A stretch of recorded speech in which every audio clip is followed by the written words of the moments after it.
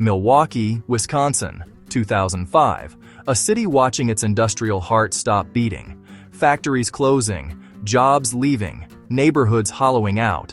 But in one PowerPoint presentation, 19 slides created by a young systems thinker named Richard C.J. Young, there was a blueprint for resurrection.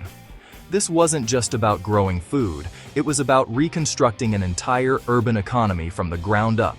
7 integrated layers, zero waste, community ownership, manufacturing revival. And a principle so simple it sounds obvious, but so profound, it predicted an entire industry. Just as nature boils things down to elements, all endeavors are elemental. Before 1997, possibly several years before, Richard Young had already invented the complete framework. He coined the phrase urban farming. He designed vertical container farming and aquaponics simultaneously, not sequentially, as a single integrated vision. Nearly a decade later, in 2005-2007, he documented it. By 2010, the entire vertical farming industry would standardize the exact metrics he had predicted. The question isn't whether Richard Young's framework worked. It's how a framework created before the industry existed predicted the industry's exact engineering specifications, policy requirements, and institutional partnerships 5 to 10 years in advance. Before 1997, Richard Young was barely an adult, living in Milwaukee, minimal communication at home. But in his mind, he was building systems. What he created wasn't sequential, it was simultaneous. Vertical farming in shipping containers, aquaponics, fish and plants in symbiotic closed loops, the phrase urban farming itself, container engineering specs, 5,000 pounds of leafy greens per year, community equity models, university partnerships, all at once. This is the genius of the design. Fish produce ammonia, toxic, a symbol of death. Bacteria transform ammonia into nitrates, the conversion process. Plants consume nitrates, life-giving nutrients. Plants produce oxygen. Fish breathe oxygen. The loop closes. Zero external fertilizer. Zero chemical runoff. Nature's own system operating at near-perfect coherence. In Young's later theoretical work, he would call this high beta, a measure of how closely a human system mirrors natural coherence. Aquaponics isn't just efficient, it's natural. And natural systems self-correct. Nearly a decade after the invention, Richard created formal documentation. The PowerPoint titled Urban Farming Milwaukee Style. 19 slides. File metadata confirms it. Author Zhejiang, Richard C.J. Young. PPT-10 format, the 2002 version of PowerPoint, predating the DIPTX format introduced in 2007. Slide 3. A new beginning with each pod. The Aquaponics Foundation. Slide 4. Container specs and transport equipment. Slide 5. The local stock market model, Class A and B shares, community dividends. Slide 10. Circular economy. Every output becomes another system's input. Slide 12. University partnerships. UWM School of Freshwater Sciences, Marquette, MATC. Slide 13. Community center location map for 5 Milwaukee neighborhoods. Slide 14. Family advisors, including Nick, documented as providing friendly advice, recommendations, a pat on the back from time to time. Nick wasn't a casual friend. He was Richard's cousin, a family relationship verifiable through public records. And according to Richard's account, during this documentation period, he had multiple phone conversations with Nick, explaining the framework he had invented years earlier. And in one of those calls, Richard said something Nick would remember. It doesn't matter who we choose to be the public face. After I explain this framework, they'll be the one who becomes famous. Because the framework is right. The public face would be Will Allen. Richard's framework wasn't just aquaponics. It was 7 integrated layers, each building on the foundation of the previous one. This is hierarchical merging in action. Layer 1. Biological foundation. Aquaponics. Fish produce waste. Ammonia. Bacteria convert ammonia to nitrates. Plants consume nitrates. Plants produce oxygen. Fish breathe oxygen. A closed loop requiring zero external fertilizer and producing zero chemical runoff. Layer 2. Spatial efficiency. 40-foot shipping containers producing 5,000 pounds of leafy greens annually, equivalent to about 2 acres of conventional farmland, a 30-to-1 land efficiency ratio. In 2010, freight farms would standardize this exact metric, but Richard had specified it in 2005. Layer 3. Community Hub, a neighborhood facility linking aquaponics pods to residents via proximity and participation. Morning delivery at 7:30 a.m. Queue system using locally patented software, not Microsoft. Residents pick up harvested produce. Training programs. Marketplace for sales. Data center for real-time monitoring. The community center transforms from a building into an economic engine. Layer 4. Community ownership, the local stock market. Residents own pods via Class A and B shares. Dividends paid on cash purchases. Prices go up and down. Community involvement. One bank chosen based on bid. Investments in trust but earn interest. There's just one problem. In 2005, this was illegal. The Securities and Exchange Commission did not allow crowdfunding for equity. Regulation crowdfunding wouldn't be signed into law until the Jobs Act of 2012. Full implementation, Reg A+, came in 2015. Richard Young described the legal framework before it existed. He designed for the future regulatory environment, not the current one. This is either prophecy, or he was tracking SEC policy evolution very, very closely. Layer 5. Institutional validation.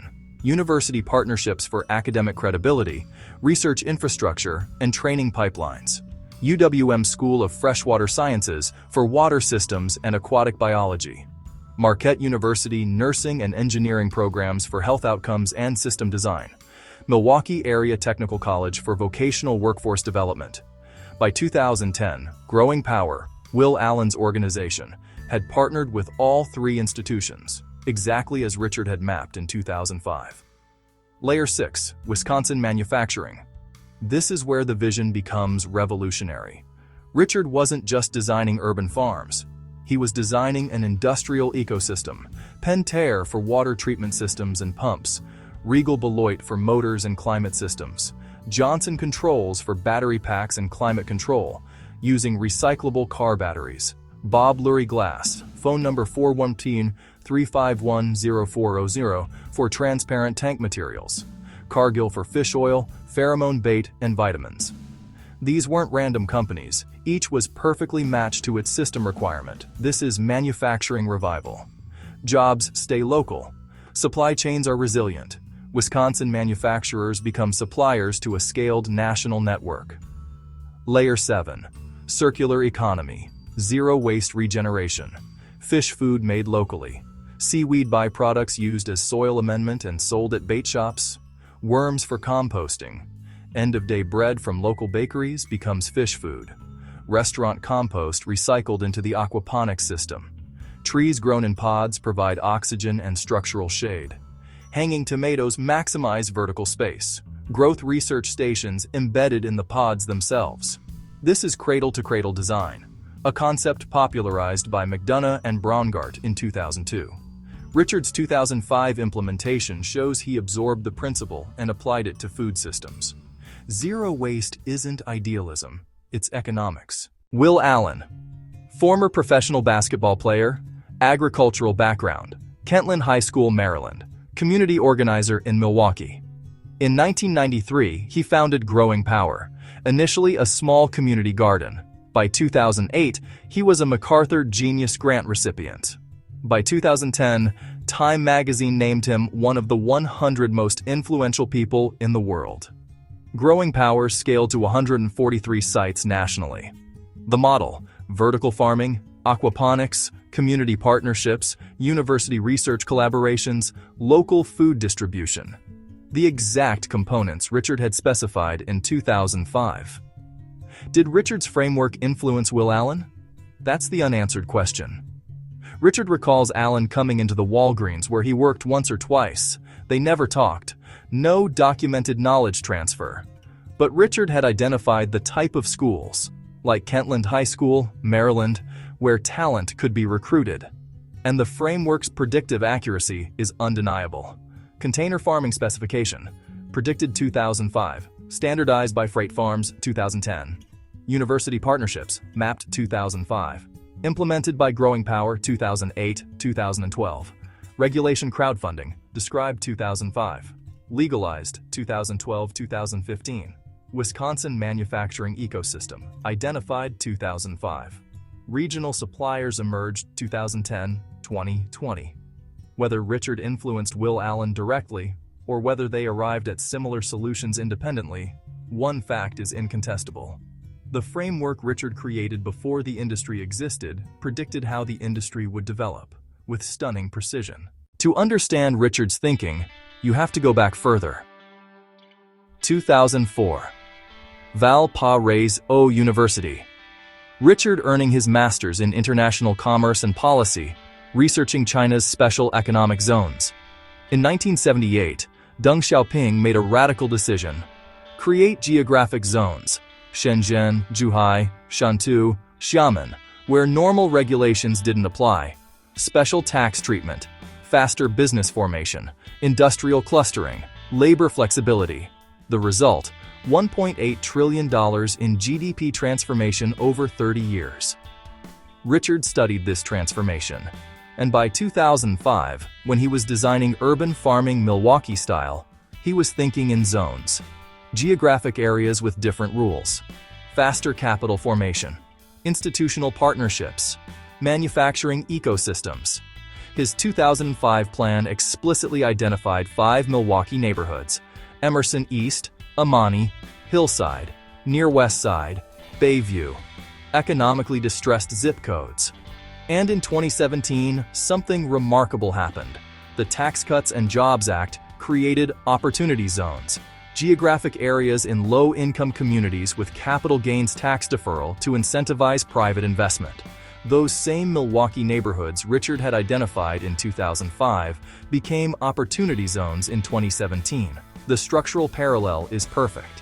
Geographic targeting. Richard identified distressed neighborhoods 12 years before OZ policy. Capital formation mechanism. Richard's local stock market model is exactly what OZ incentives enable: community ownership instead of extractive equity. Manufacturing revival. Richard's Wisconsin supplier ecosystem is the industrial clustering that turns zones into sustainable economies. Job creation guarantee. Richard specified employment targets before OZ policy required them. By 2023, $164 billion had been deployed into opportunity zones nationwide. But most of it went into real estate speculation, not productive infrastructure. Richard's framework shows what Congress intended: integrated systems that generate food, jobs, and community wealth. Urban farming isn't a one-off idea, it's evidence of a cognitive signature. Richard calls it elemental thinking. Break any complex system into fundamental components. Reconstruct by integrating layer by layer.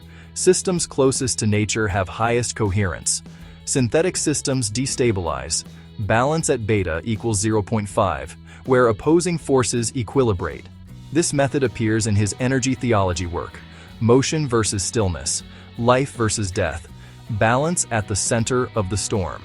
It appears in his beast theory: elemental deconstruction of command systems and institutional control.